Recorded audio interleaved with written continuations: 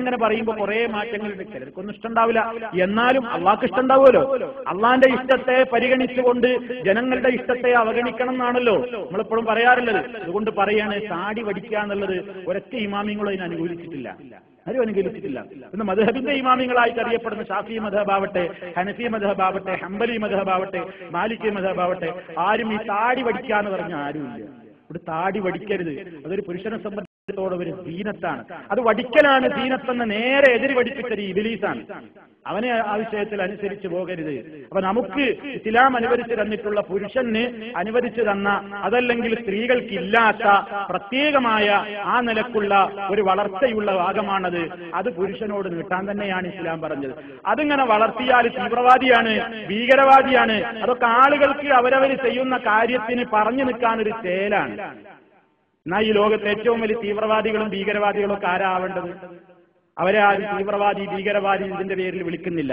അപ്പൊ നമ്മൾ പലരും പല രൂപത്തിലുള്ള കാര്യങ്ങൾ പറഞ്ഞിട്ടാണ് താടി വടിക്കുന്നത്. ഭാര്യയ്ക്ക് ഇഷ്ടമല്ല, ഉമ്മ പറയണേ, ഒത്തു നോക്കുമ്പോ മോനെ എത്ര വയസ്സാന്റെ മോനിക്ക്, ഞാൻ പെറ്റിട്ട് ഇത്ര കാലല്ലേ ആയിട്ടുള്ളൂ, എന്തോ ഒരു മുഖമാണിത്.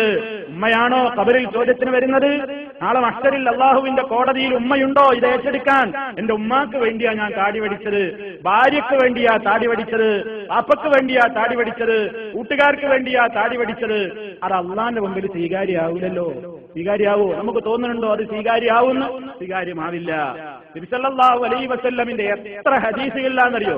എത്ര ഹദീസുകളിലാണ് അൽഫുല്ലിഹാ, നിങ്ങൾ താടി വളർത്തണേ, താടി വളർത്തണേ എന്ന് പറയും. എത്ര ഹദീസുകളിലാണ്. നമ്മൾ അതിങ്ങനെ കേൾക്കും. നമ്മളിങ്ങനെ രാവിലെ നീറ്റിട്ട് കൃത്യമായിട്ട് ഓരോ ദിവസവും അങ്ങനെ വടിച്ച് വെളിപ്പിക്കണം.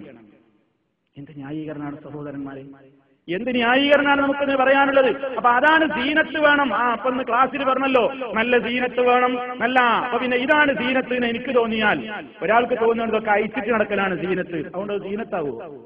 സീനത്താവില്ലല്ലോ. ചില പെണ്ണുങ്ങൾക്ക് തോന്നുന്നില്ലേ സീനത്ത് എന്ന് പറഞ്ഞാൽ എന്താ? മാറും ശരീരവും അതുപോലെ തന്നെ അടിവയറൊക്കെ അരവയറൊക്കെ പ്രദർശിപ്പിച്ച് നടക്കലാ സീനത്ത് എന്നാ ഇബ്ലീസ് അവരെ പഠിപ്പിച്ചത്. ഇസ്ലാം പറഞ്ഞ സീനത്ത് എന്താ? പെണ്ണേ, നീ നിന്റെ ഭർത്താവിന്റെ മുമ്പിലല്ലാതെ അലങ്കാരം പ്രദർശിപ്പിക്കാതിരിക്കലാണ് നിനക്ക് നല്ലത്. അതാ സീനത്ത് എന്നാ. സീനത്ത് ഇബ്ലീസ് പഠിപ്പിക്കുന്ന സീനത്തും ഇസ്ലാം പഠിപ്പിക്കുന്ന സീനത്തുണ്ട്, രണ്ടും രണ്ടായിട്ട് മനസ്സിലാക്കണം. അപ്പോ ഇസ്ലാം പഠിപ്പിക്കുന്ന നിലക്കുള്ള ആ കാഴ്ചപ്പാടുകൾ സഹോദരന്മാരെ നമ്മുടെ ജീവിതത്തിൽ നമ്മൾ നിലനിർത്തിയേ പറ്റൂ. ഒരു ചെറിയ അത്തരത്തിലുള്ള ഒരു കാര്യം വരെ എനിക്ക് സ്വീകാര്യമല്ല, എനിക്കത് ബുദ്ധിമുട്ടാന്ന് പറഞ്ഞാൽ വലിയ വലിയ കാര്യങ്ങളെ എങ്ങനെ ഇസ്ലാമിൽ നമ്മൾ സഹിക്കുക? നമ്മൾ ചിന്തിക്കണം, ആലോചിക്കണം എന്ന് ഓർമ്മപ്പെടുത്തുകയാണ്. അതുകൊണ്ട് ആരെങ്കിലും ഇനിയും ഏതെങ്കിലും കാരണങ്ങൾ പറഞ്ഞുകൊണ്ട് താടി വടിക്കുന്നുണ്ടെങ്കിൽ വളരെ സ്നേഹബുദ്ധിയാ ഓർമ്മപ്പെടുത്തുകയാണ് സഹോദരന്മാരെ, നിങ്ങൾ അതിൽ നിന്ന് പിന്മാറി അല്ലാഹുവിന്റെ റസൂല്, മുൻഗാമികളായ മുഴുവൻ പ്രവാചകന്മാരും അവരുടേതായ പാതയിലേക്ക് തിരിച്ചു വരണം. ഇത് പ്രവാചകന്റെ കൽപ്പനയാണ്. സഹാബിമാരതിൽ ശ്രദ്ധിച്ചവർ